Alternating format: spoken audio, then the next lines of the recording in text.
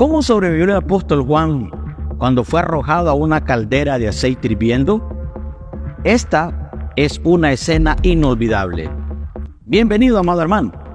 Sabiendo que el Señor Jesús realizó muchos milagros y cada uno de ellos tuvo resultados increíbles, creo que ni siquiera en el mundo habría espacio suficiente para los libros que se escribirían.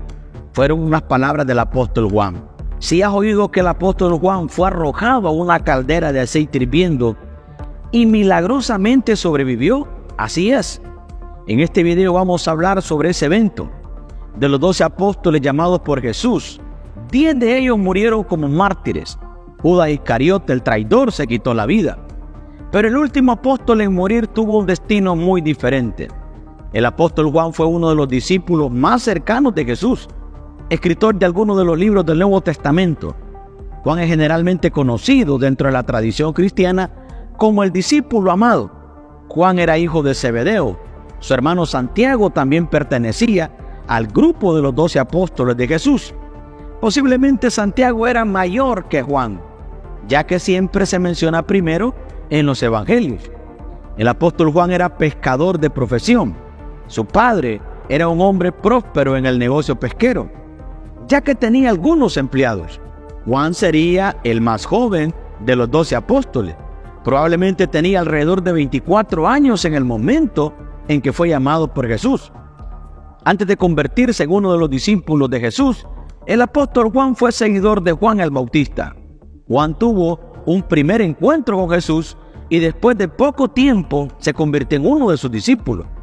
Algunos eventos registrados en los evangelios nos ayudan a entender un poco sobre la personalidad, carácter y apariencia del apóstol Juan. En una ocasión el Señor Jesús llamó a Juan y a Santiago hijos del trueno, y lo más probable es que esta designación apuntara a la naturaleza explosiva de los dos hermanos. Indica que normalmente eran hombres con emociones controladas, pero en ciertas situaciones la ira se manifestaba rápidamente. Un ejemplo de esto se ve cuando los habitantes de una aldea de Samaria se negaron a hospedar a Jesús. En esa ocasión los dos hermanos sugirieron inmediatamente diciendo: Señor, si quieres oramos para que caiga fuego del cielo y los consuma. En otro momento, alguien que no pertenecía al grupo de los 12 apóstoles estaba echando fuera algunos demonios. Juan fue a quejarse con el maestro diciendo: vimos a alguien que en tu nombre echaba fuera demonios y se lo prohibimos. Si bien esta declaración apunta a un temperamento fuerte, también indica el profundo amor y la gran lealtad que el apóstol Juan y su hermano tenían por el Señor Jesús. Esto significa que nadie conoció a Jesús más que el apóstol Juan. Él caminó con Jesús diariamente. En la gran noche de la última cena del Señor, él fue quien se recostó en el pecho de Jesús personalmente y le preguntó acerca de la identidad del traidor. Juan fue encomendado por el Señor Jesús con el mayor número de responsabilidades y estuvo presente en casi todos los momentos y eventos narrados en el Nuevo Testamento. Destacamos 3 ocasiones importantes en el ministerio de Jesús y Juan. Él estuvo presente en esos momentos. Primero, cuando Jesús resucitó a la hija de Jairo. Segundo, en el momento de la transfiguración. Y tercero, durante el periodo en que Jesús estuvo en Getsemaní. Además, el evangelista Lucas también nos informa que Juan y Pedro fueron las 2 personas encargadas por el Señor para cuidar de los preparativos para la cena de la Pascua o la última cena del Señor. El apóstol Juan es el discípulo que aparece más cerca de Jesús en el Calvario. También recibió de Jesús la tarea de cuidar a María, su madre. Después de la ascensión de Jesús, Juan estaba en Jerusalén en la asamblea de alrededor de 120 discípulos, cuando Matías fue elegido por sorteo y fue contado con los otros 11 apóstoles. Juan estuvo presente en el derramamiento del Espíritu Santo el día del Pentecostés, lo que resultó en que 3,000 personas se añadieran a la congregación ese día. Después de la muerte de Esteban a manos de los judíos enojados, surgió una gran persecución contra la congregación en Jerusalén y los discípulos fueron dispersados. Pero Juan, junto con los otros apóstoles, permanecieron en Jerusalén. Avanzando en la edad del apóstol Juan, tenemos entonces que Juan fue testigo de la crucifixión También fue testigo de la destrucción del templo y fue arrestado varias veces mientras su predicación convertía a decenas de personas al cristianismo. Pero los doctores de la ley, los judíos, se llenaron cada vez más de odio contra Juan por su fidelidad a la causa de Cristo. Declararon que nada valdría contra los cristianos, mientras la voz de Juan resonaba en los oídos del pueblo. Para que los milagros y enseñanzas de Jesús no fueran olvidadas, muchos enemigos se propusieron que la voz de Juan tendría que ser silenciada, como la de los otros apóstoles. Juan sufrió muchas persecuciones durante su vida por predicar la palabra de Dios. Alrededor del año 81 después de Cristo, surgió el emperador romano llamado Domiciano. Él comenzó a exigir adoración a su persona como Dios mismo. Este fue el primer emperador en perseguir objetivamente a los cristianos, ya que aquellos que se negaban a adorarlo como Dios eran azotados, encarcelados y asesinados. Domiciano envió a Juan a Roma para ser juzgado por su fe ante las autoridades. Las virtudes del apóstol Juan fueron mancilladas por falsos testigos que lo acusaron de enseñar herejías y de declarar que Jesucristo es Dios. Por estas acusaciones Juan fue arrestado y condenado a muerte.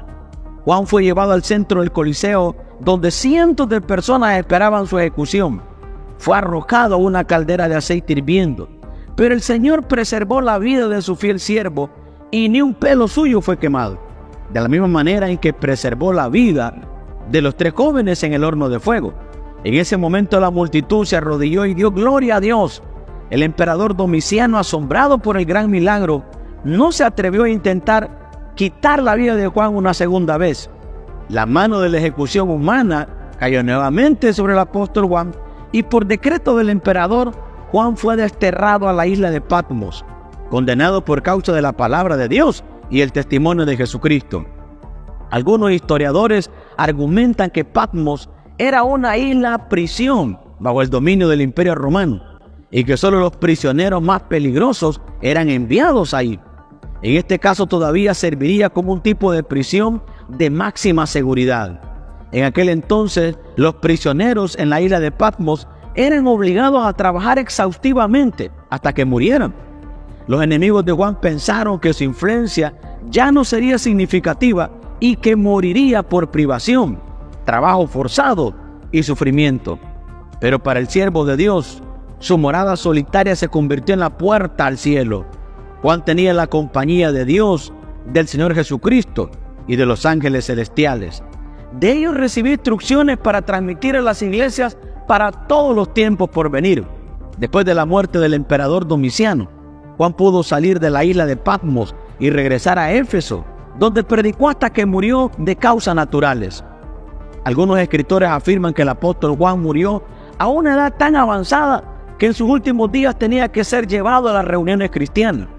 La atención de muchos pastores y predicaciones sobre este milagro en la caldera de aceite hirviendo tiene consternados a muchas personas. Y aunque no hay un versículo bíblico que nos dé la base para decir que Juan fue arrojado a la caldera de aceite antes de ser llevado a la isla de Patmos, en este caso lo que tenemos es la tradición de los llamados padres de la iglesia de la época que afirman esto. La historia de Juan nos proporciona una vida que ilustra de cómo Dios puede usar a trabajadores ancianos. Juan fue exiliado a la isla de Patmos cuando muchos lo consideraban un viejo junco quebrado. Su tiempo de servicio al reino de Dios, según ellos, ya había pasado. Aunque desterrado de las escenas de su vida diaria, no dejó de dar testimonio de la verdad. Incluso en Patmos hizo amigos y sobre todo ganó almas para el reino de Dios. ¿Y tú? ¿Has estado hablando del Señor Jesús a las personas que te rodean? Absolutamente todos los creyentes tenemos este increíble privilegio. Y las épocas en las que el Evangelio se ha expandido más ampliamente ha sido debido al testimonio fiel de infinidad de sencillos cristianos que, aprovechando las oportunidades que en la vida diaria se presentan, han compartido con otros el Evangelio de Jesucristo. Es triste cuando la evangelización se convierte en una actividad especial de la iglesia. Los primeros cristianos entendieron que toda su vivencia en la sociedad era un acto de testimonio y cada conversación una oportunidad para testificar. Y por eso la iglesia creció rápidamente. Ellos no tenían que organizar reuniones evangelísticas, porque su vida entera era un testimonio elocuente de su fe.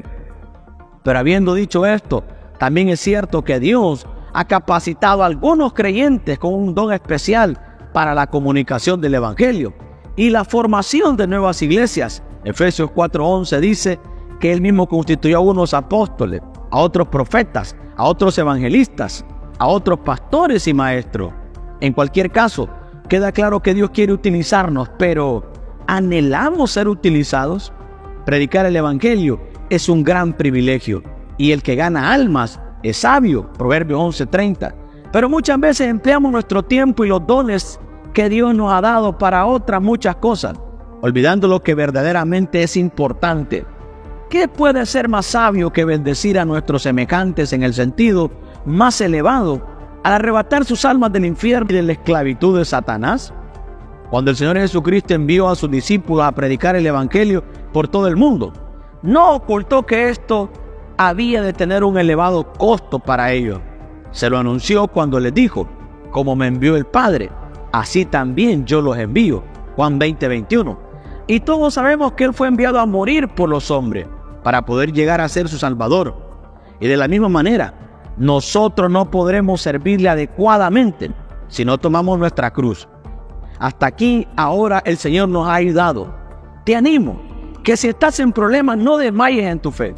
Persevera en Dios en medio de tus problemas. Que el Señor te bendiga y te guarde. Que el Señor haga resplandecer su rostro sobre ti y te conceda gracia. Que el Señor alce su rostro hacia ti y te dé paz. ¿Y tú qué opinas acerca de esta tremenda historia y testimonio de lo que vivió el apóstol Juan? No olvides compartir y difundir este mensaje de la palabra del Señor con tus hermanos y familiares. Gracias por quedarte hasta el final de este video. Déjanos tus opiniones y comentarios. Soy Samuel Pacheco. Recuerda que Cristo te ama y que Cristo pronto viene. Bendiciones.